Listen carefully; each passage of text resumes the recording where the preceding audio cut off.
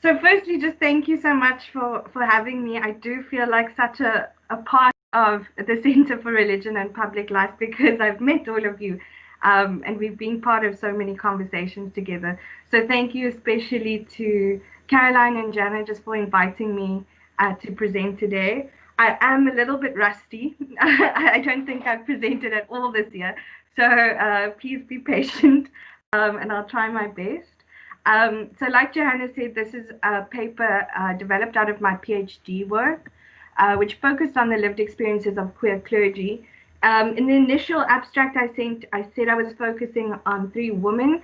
I do have some more data from some of my other participants as well, but the emphasis of this paper is on women's bodies.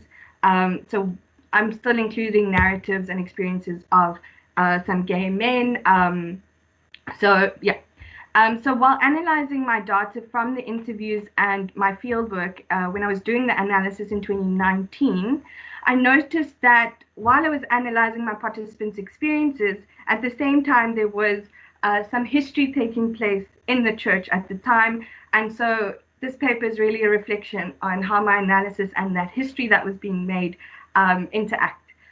So in May 2019, last year, the Methodist Church of Southern Africa, which I will refer to as the MCSA, elected their very first woman, Reverend Purity Malinga, as its presiding bishop, which is the highest office in the denomination.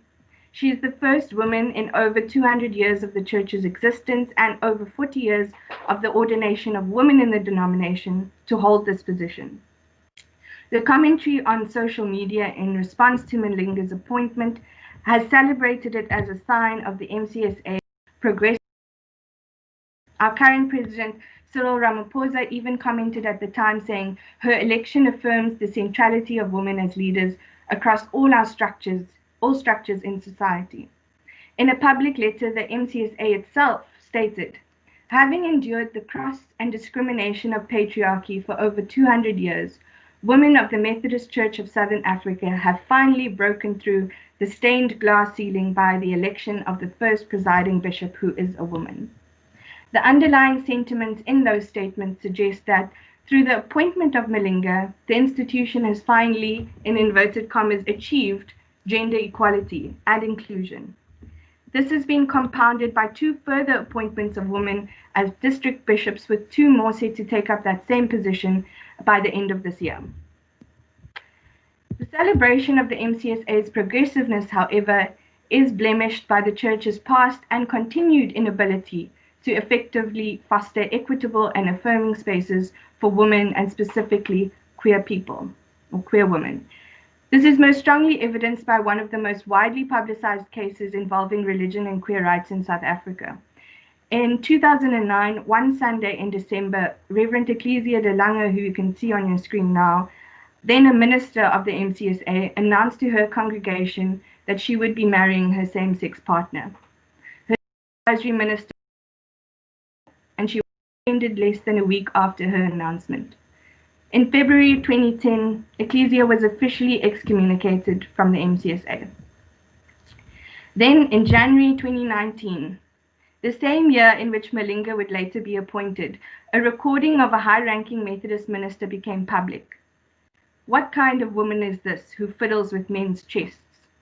What do the wives of these men think or say with big breasts fondling the chests of their men? The quotation above is taken from a recording of a conversation between Reverend Vukile Mahana and Raymond Sibanga, a well-known lay leader, speaking in Xhosa about a range of matters which highly perturbs them about women ministers, including that young men of the Methodist Young Men's Guild have to be robed, so officially given membership, by a woman. In particular, they target Reverend Nompitizelo Sibichtla, whom they introduce with the framing question, what kind of woman is this? And then implying that Nompitizelo has fraudulently appropriated some forbidden power exclusive to male priests. Mahana asks in that same recording, Unompitizelo uyitata pilento ayenzayo. From where does Nompitizelo get this tendency or practice? The utterances of Mahana caused an uproar, and the Methodist Church suspended him pending an investigation in 2019, one which has still received no public conclusion. Ecclesia's story and Mihana's utterances continue in public memory, or at least in Methodist memory. The movement of Malinga retains the MCSA's position as a progressive space of inclusion and transformation for women in the public eye. The question lingers, for what kind of woman?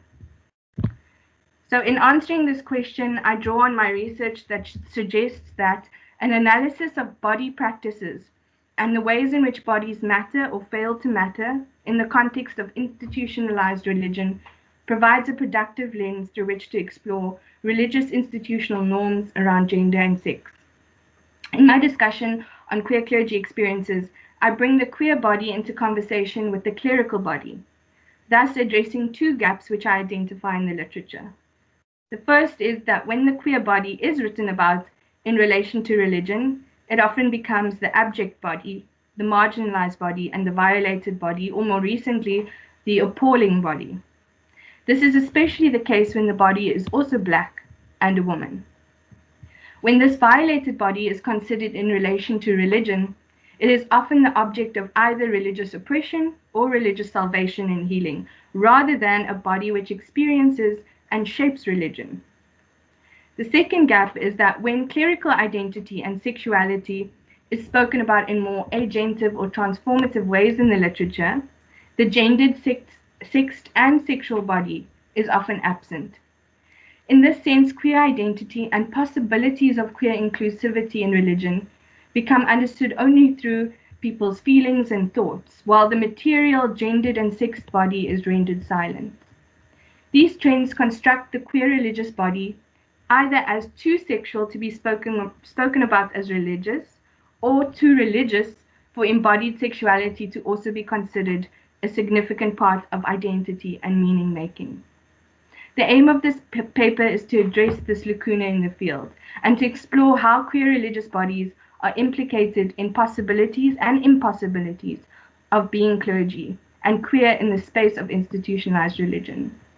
I do this by discussing the ways in which queer clergy in the MCSA experience, enacted, and challenged different embodied gender-sex performances of clericalism and position this within the framework of institutionalized body politics.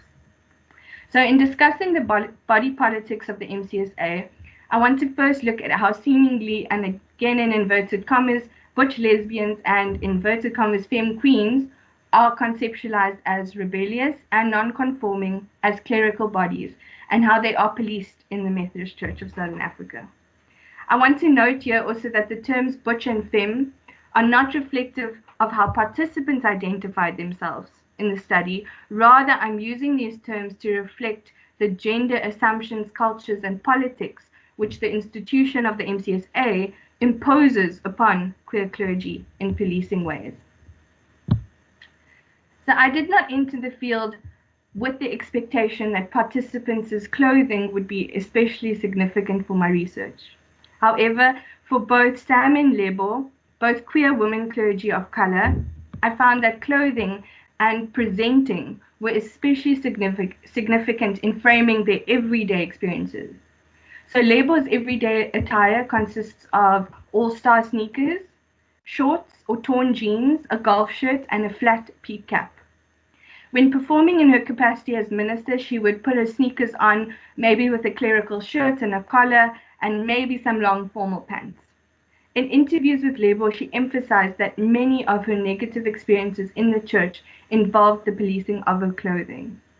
So you have a short extract on your screen. I'm just going to read some extended extracts, so just bear with me, but I think it gets the point across. So Lebo said in one of our interviews, the first time I got to Eswatini or Swaziland, if the name has changed. So the first time I got to Eswatini, I was wearing pants. My head was not covered and I was ready. And the superintendent said to me, he said, he won't dictate to me what to wear. That's not his job. But as someone that has been with the Swazi people for a long time and understands the culture and the dynamics within that, he feels that people would walk with me better if in my appearance I show them that I'm willing to meet them halfway. But if I'm going to go in there wearing pants and my head not covered, it would then say to them that I am who I am. I come with a sense of authority, and to hell with them. And it wouldn't have helped them. And I compromised, but it was difficult for me. It was very difficult. So this happened to Lebo at her first station, or the first preaching place she was positioned at by the church in Swaziland, Eswatini. And at the time, Lebo tried to conform to the gendered expectations of her style of dress in order to gain cooperation and favor with her church members. Lebo explained to me that she was expected to wear a skirt and cover her head even outside of the boundaries of the church. This was not something expected of all women in this context, but specifically of her as a woman minister. Therefore, her body as a clerical body was gendered differently to lay women bodies. For Lebo, this was an unsettling experience, and one which influenced the ways in which she later chose to resist and subvert normative gendered expectations of her dress. In the next extract I'll show, Lebo resists ideas that she needs to present herself in a normative way, associated with a woman reverend, in order to be perceived as a minister. While she acknowledges that the way she presents herself may diminish her status as holy and clerical, she also reinterprets her current style of dress as a strength which she can use to attract young people and to portray a more relaxed, accessible version of Jesus. So I asked her, are there other expectations that she found placed on her in the current congregation she was in?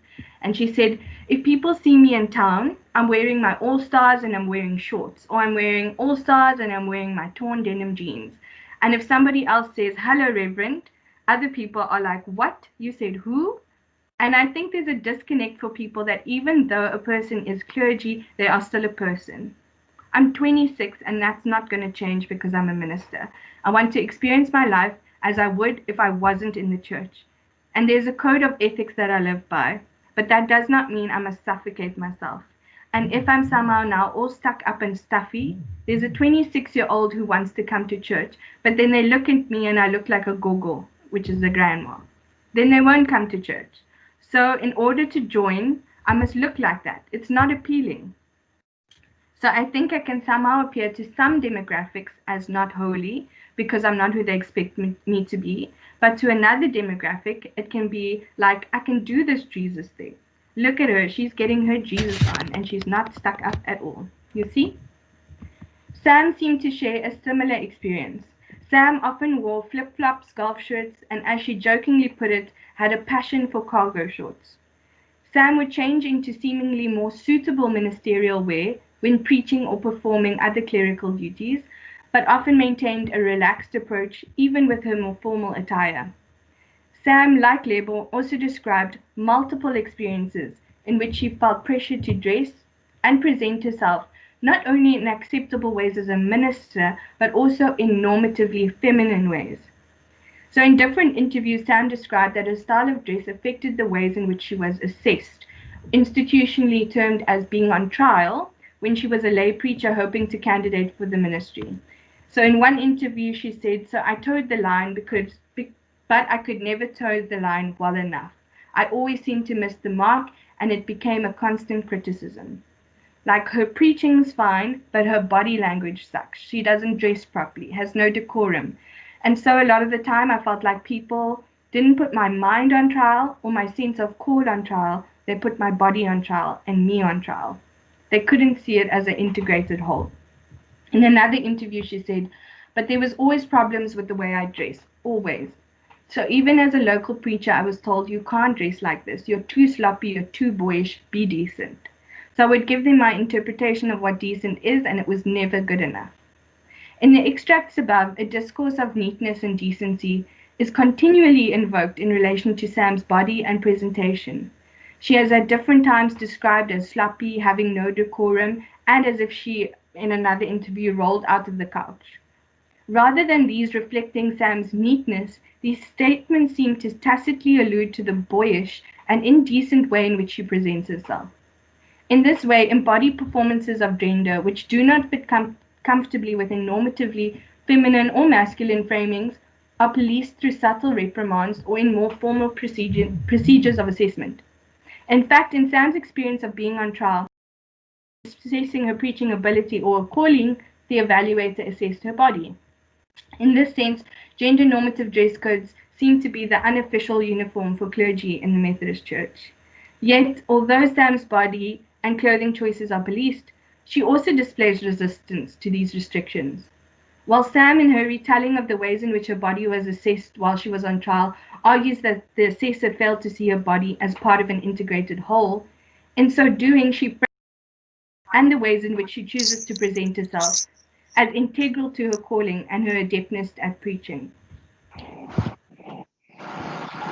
Sam and Lebo's experiences of being policed illustrate the subtler, taken for granted ways in which the informal culture of the church marginalizes particular types of women, most notably those who embody disruptions to heteronormative ideas of gender.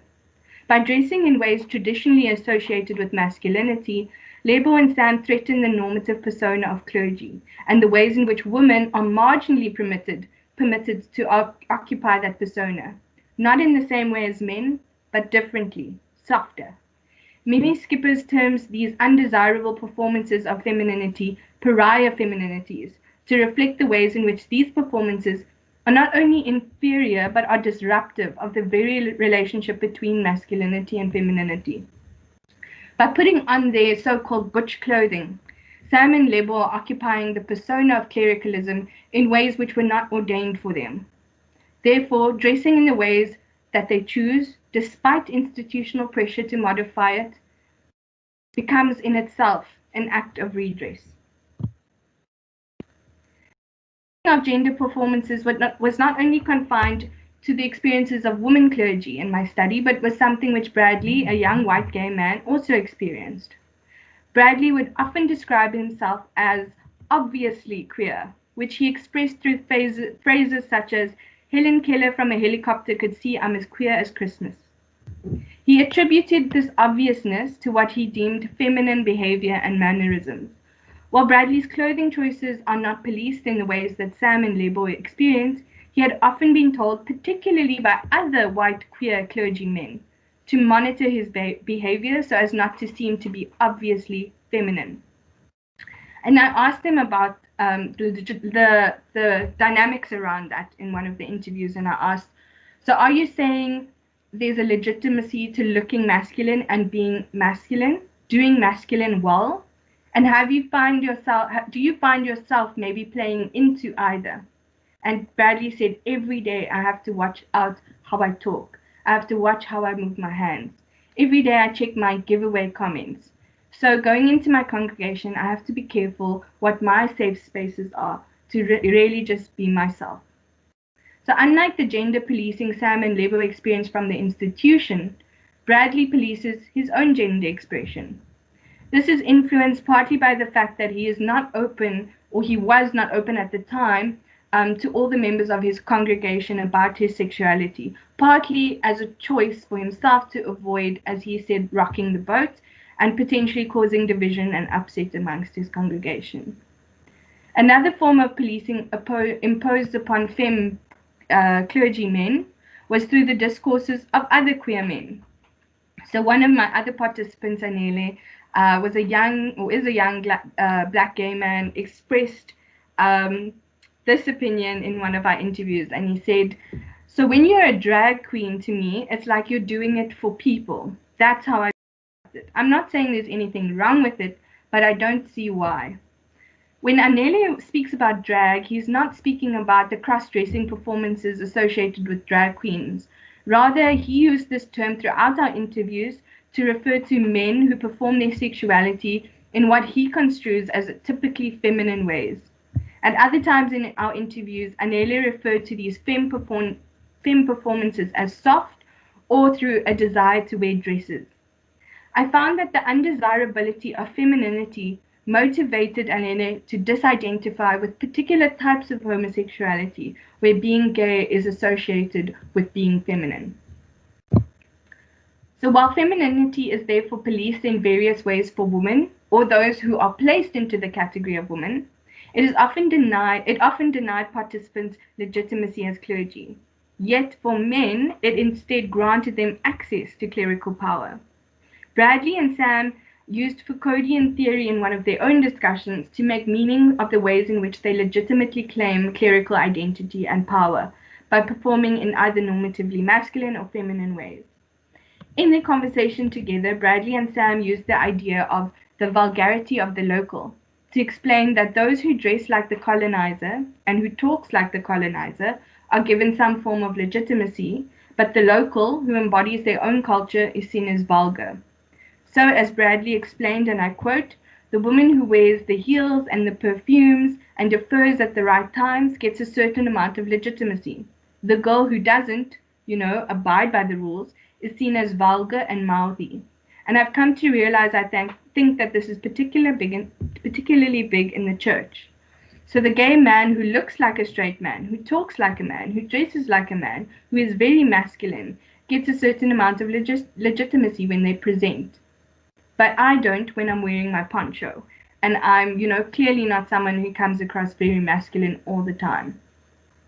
This theoretical that not only are Sam, Lebo, and Bradley's experiences of being policed reflective of the heteronormative culture of the Methodist Church, but their ability to put up the required gender performances to maintain their clerical legitimacy mocks and subverts the very gender norms that they cite.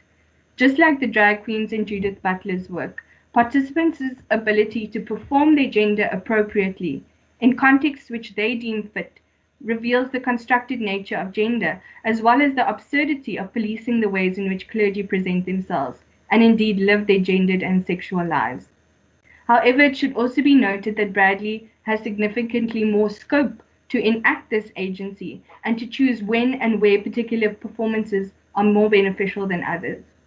It is significant that Bradley, rather than Lebo or Sam, could do this, as it suggests that gender, sex, as well as race and class cannot be understood as separate categories of identity to be discussed in different policies and doctrines on transformation in the church, but rather that they are co-constitutive of each other and of norms which are produced within the MCSA. So I want to move on now to explore the concept of promiscuity within the MCSA. I use this concept to explore the ways in which it becomes acceptable, or at least accepted, in so much as it has become part of the culture of the MCSA, that queer clergy have sex with other clergy and lay people at Methodist gatherings. However, it is only acceptable when framed within normative understandings of gender power and church hierarchy. So just to illustrate the culture that I'm talking about. So in my interview with Kagiso, a young black man who also a clergyman who identified as gay, he told me a joke to illustrate to me this culture that he's talking about. So he said, there's a tale of a man who is about to die. So he gathers his sons and says, my children, you know me. I've been very active in the ministry, and a lot of people here from different churches are here from different churches. If I die, they're going to come here and they're going to have evening prayers. If the Presbyterians come here and pray, please, my children, hide all my cigarettes and cigars in the studies. If the Anglicans come, I hope there's no Anglicans and Presbyterians in this group, but if the Anglicans come, please hide all the alcohol in the house, for this is how Anglicans are viewed. They drink a lot. And then he says, if the Methodists come, please go and hide your mother. And Kagiso laughs. So, and then he tells me, this tells you that there's a general perception about Methodist people, that they're very promiscuous and they're socialites. So Kagiso related that joke to describe the promiscuities associated with the MCSA. His anecdote illustrates a common experience or conceptualization of the MCSA, acknowledged actually by all of my participants, one in which promiscuity is commonplace. Promiscuities are commonly associated negatively with discursive projects that pathologize and demonize queer people, and particularly queer men. However, scholars have also argued that the term can be reclaimed in much the same way as the term queer has been, and can be productive in queering understandings of love and hospitality. However, often in making those arguments, these authors remove any erotic or sexual connotations which promiscuity as a concept might evoke. My participants, on the other hand, made no attempts to hide their erotic activities, which they attached to what Kagiso termed the promiscuous culture of the MCSA. So in another interview, Kagiso spoke to me about a conversation he had with a high-ranking bishop. He said, so if you go to these conventions, which is basically big gatherings in the church, it's scary to say and almost unbelievable that we have to admit this. There are women who go to the Women's Manano convention and who leave their husbands for 5 or 6 days, and when they get there, they engage in sexual intercourse with men who are married with other women in the Young Men's Guild. There was in fact, and I laugh at it now, but it's not funny then. He was talking to another group, and I happened to be with that group, and he says, I know if you guys had gone to Tabanchu, which is a town, you would know exactly what I'm talking about. There was a feast in Tabanchu. There were men effing other men, women effing other women. It was just an F fest. And we were laughing at it, but again, it shows you where we are in terms of how we act. So what Kagiso is explaining to me in this extract is something which all participants were very familiar with. There seemed to be a normalized and somewhat accepted idea that Methodist gatherings were also erotic spaces. Even though Kagiso at times admonishes the ease with which it is accepted in the church, the prevalence of promiscuity was hardly ever presented to me by Kagiso or other participants as a dirty secret. Rather, it was simply told as a well-known and accepted fact and something which people at various levels of leadership openly acknowledged. So within the promiscuous culture of the institution, Kagiso was not frowned upon for having multiple partners or for having sex with men at church events. Rather, he became part of a subculture in the institution which promoted this. According to Mallory Nye, subcultures do not simply exist in themselves, but are articulations of resistance to the prevailing dominant culture. The general acceptance of this subculture disrupts normative ideas of what it means to be church. In fact, it is subversive because it highlights the inadequacies and hypocrisies of the religious institution which claims its power through producing norms of marriage and monogamy.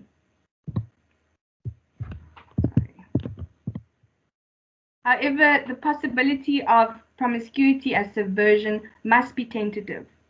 While subversive in some ways, Kagiso's narrative of the culture of promiscuity in the church also points to the patriarchal power relations which are perpetuated even within the seemingly subversive queer space. Kagiso, for example, maintained a strict delimitation of who he would sleep with and who he would not. In an interview, he said to me, you'd find also that within the clergy, those who are ministers and would date other males would also come out as being the dominant one in the relationship. Generally, from my experience, and I'm speaking from an experience of a fair amount of the church, of those who are ministers in the church and homosexually inclined, they would be top. And therefore, they are more inclined to date or to have sexual relations with younger bottoms. So that we, and I'm saying we because I'm one of them, so that we remain dominant. And the majority of those who are bottom tend to socialize outside the church, because even if they were to choose to be with younger men, at least it is without the safe space of the church, where they still have to maintain discipline. Remember, I am a top, and if my partner is Methodist, they remain younger, and I am dominant. At least I can still maintain the discipline there.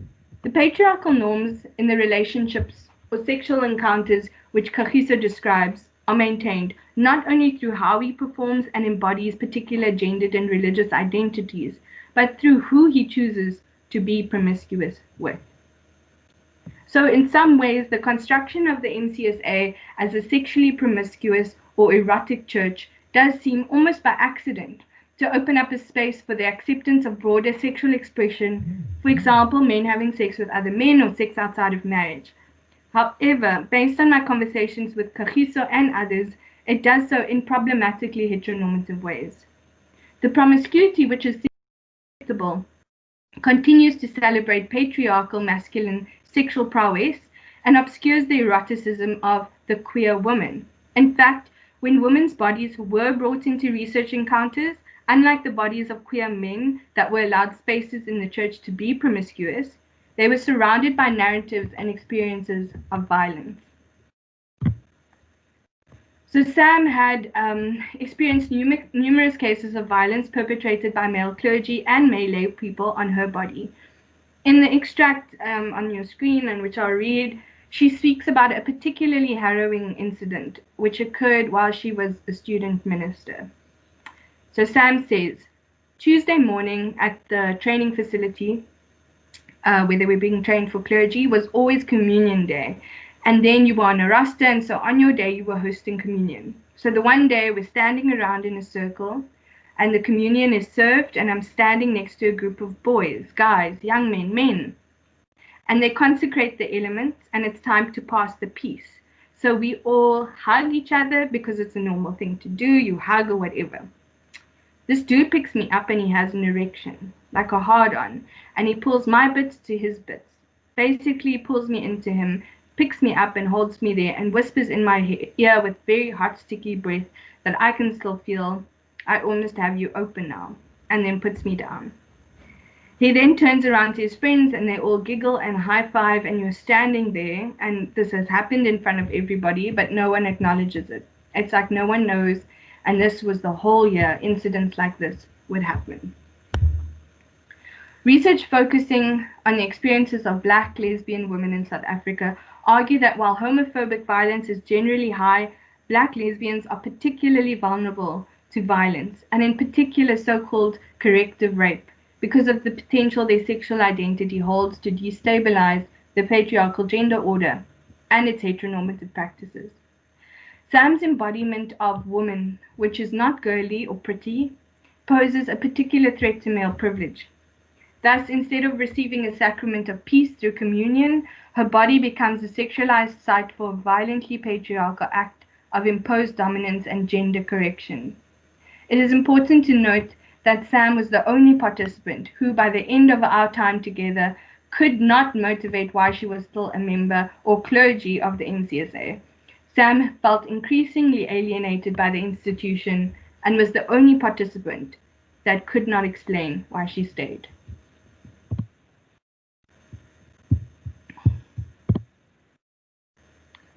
So in this paper, and I'm on the conclusion now, I've explored the ways in which normative bodies are produced in the MCSA, but also the creative ways in which these norms are inhabited and sometimes resisted. The way bodies are viewed, what we do with our bodies, who has the power to decide both, are intensely political. In fact, in terms of the contemporary struggle to leave behind entrenched patterns of domination and violence, there are key political issues. Participants' experiences of being constructed and reconstructed as ministers in the MCSA demonstrates the gendered ways in which legitimacy is attached to their identity as clergy. The question raised in the introduction of this paper asked, for what kind of woman is the MCSA an open, affirming, and equitable space where they can occupy top positions in the church? Through a discussion of the ways in which bodies matter and fail to matter, this paper has illustrated that the Church's progressive gender activism is deeply limited by the kind of woman, and indeed clergy, it envisages for its transformative agenda. This kind of woman is not one who wants to marry her same-sex partner. She is not the kind of woman who transcends the unofficial dress codes for women by dressing boyishly, and she is most certainly not the kind of woman who does not desire penetration by a man. In fact, my data suggests that the kind of woman clergy that is envisaged by the transformation agenda of the institution is a statistical ideal, one that can touch the heteronormative hallowed stained glass ceiling if she stands quietly on the tippy toes of her not too high heels. The body imagined by the Church as worthy of ordination is one which is modest, neat, and tidy, and appropriately gendered. Anything outside of those boundaries is policed through formal procedures, hushed warnings, and violence. It is significant also to consider which bodies experience the policing, and in particular the more violent expressions thereof. The fact that queer women of color were the ones to experience the most violent forms of policing through sexual violence and marginalization demonstrates how the intersectionality of identities functions to expel those bodies which are most threatening of the normative values that maintain the existing power hierarchy. Thus, we see that queer men are able to attain power and legitimacy as clergy by minimizing their femininity and by displaying masculine performances of sexual prowess, even when this is done with other men. Yet women's bodies fail to matter even when they do their best to appropriate and conform to the institutional norms. It is clear that the patriarchal and heteronormative culture and value system of the MCSA has remained relatively intact despite policy changes which are inclusive of women clergy, and even when women clergy have entered the highest offices of the leadership. This is because the kind of woman that has been allowed entry is the woman who can and must comply with the normative and binary ideas of gender on which the institution relies. The participants' narratives and experiences in this study suggest that inclusion and institutional transformation rhetoric must consider the diverse and sometimes competing ways of being in the institution. This is important in considering the way forward for the inclusion of queer clergy. This is not a separate matter to the inclusion of women clergy. Rather, it signifies how vacuous the inclusion rhetoric and policies have been thus far. More optimistically, it also provides an opportunity to reshape the ways in which institutional transformation is understood and allows for a broader praxis of inclusivity. Thank you very much. I